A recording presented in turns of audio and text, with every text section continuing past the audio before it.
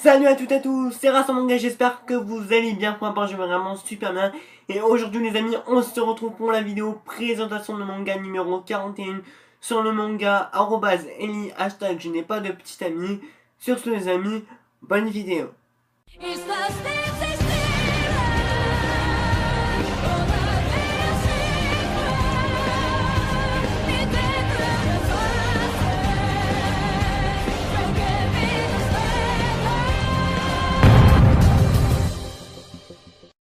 Eli est un manga qui a été dessiné et scénarisé par Fujimomo. Il est édité chez Kana en France au prix de 6,85€. Mais le premier tome est à 5,45€ parce que c'est un prix de lancement. Le manga est un shoujo de genre romance et tranche de vie. En France, nous possédons un tome. Le deuxième tome paraîtra le 9 novembre 2018. Et le manga est encore en cours au Japon avec actuellement 7 tomes. Le manga va nous raconter l'histoire de Emiko Ishimura, alias Eni, une jeune fille plutôt discrète et transparente qui a pour plaisir d'admirer le beau garçon Akira Oni et d'écrire ses fantasmes avec les plus beaux garçons sur Twitter. Un jour, Eni va malheureusement faire tomber son téléphone portable au lycée par terre et qui va le récupérer. C'est Akira Oni, donc il va chercher à savoir à qui appartient son téléphone. Il va avoir des téléphones et il va tomber sur ce compte Twitter où Eni partage tous ses fantasmes. Et Oni va chercher à rendre le téléphone. Il va lui rendre le téléphone et puis petit à petit ils vont faire connaissance et donc on va suivre l'histoire d'amour entre guillemets de nos deux protagonistes entre Eni et Akira Oni. Niveau du manga, les personnages sont vraiment tous très touchants et attachants. Notre petite Eni reste un personnage vraiment très cliché dans le shoujo classique, la fille qui est très maladroite mais qui reste attachante grâce à son innocence.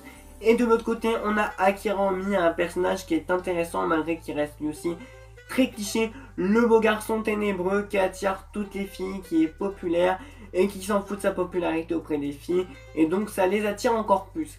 Mais ce qui est intéressant avec ces deux protagonistes là, c'est qu'ils ont deux caractères totalement différents, deux caractères qui ne se correspondent pas et je me demande comment ils vont faire pour se mettre en couple puisque pour moi leur relation me semble illogique et impossible, donc j'ai hâte de voir comment ça va évoluer.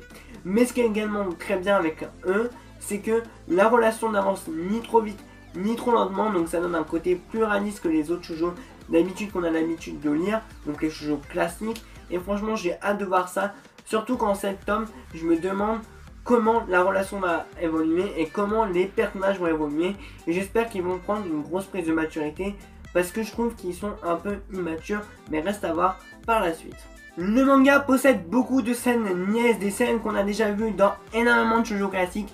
J'ai trouvé ça dommage, par exemple les scènes assez ambiguës entre nos deux protagonistes qui se rapprochent petit à petit, c'est des scènes vraiment niaises avec des blagues assez lourdes, mais heureusement que l'humour compense ça, les personnages arrivent à compenser ça à certains moments, mais j'espère vraiment que par la suite le manga ne va pas tourner que dans la niaiserie, que ça va pas être un shoujo classique, parce qu'en cet tome j'ai bien peur que ça tourne assez en rond, donc franchement aussi reste à voir, mais j'ai encore quelques petites appréhensions.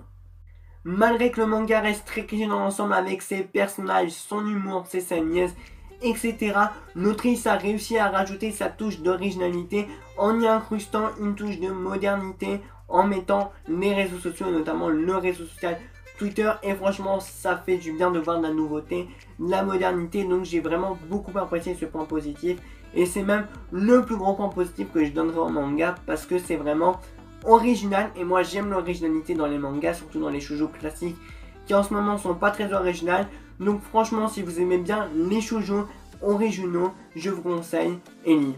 Pour conclure, j'ai vraiment beaucoup apprécié Eli, donc pour les fans de shoujo qui aiment les shoujo classiques dans leur genre mais avec quand même une petite touche d'originalité, sans prise de tête et assez bien écrit, je vous le recommande fortement parce que j'ai trouvé que c'est un très bon shoujo dans son genre, parce qu'il arrive quand même à se démarquer des autres, donc en tout cas je vous le recommande à 300%.